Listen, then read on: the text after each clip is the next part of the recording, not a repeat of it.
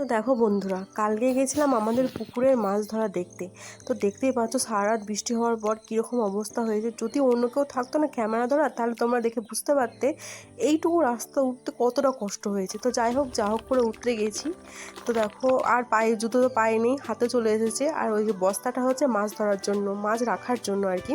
তো দেখো পুরো জায়গাটা কাদা কাদা, আমার পায়ের অবস্থাটা দেখছো, তাও আরও বেশি ছিল। আমি আরও ছাড়িয়ে নিয়েছি কাদাটা যাতে পায়েতে না ছিটকে যায়। আর এত চিটকে চিটকে যাচ্ছে কাদাগুলো, কি বলবো। তো দেখো এখানে সামনে মাছ ধরা হচ্ছে। ওইখানে যে দেখতে পাচ্ছ পেছনে হাত দিয়ে আছে, ওটা হচ্ছে আমার ভাই। আর খালি গায়ে ওটা হচ্ছে জেলে। তো মাছ তো সেরকম পাইনি, কিন্তু তবুও আর কি, যাতে বাড়িতে খাওয়ার মতো হয় সেইটুকু। আর জল তো নেই বললেই চলে। আর দেখো এইরকম ছোট ছোট মাছ হয়েছে, মাছ একটাও বড় মাছ হয়নি। কেন, কী জন্য হয়েছে কে জানে। তো দেখো এতগুলো মাছ আমরা সংগ্রহ করেছি পুকুর থেকে।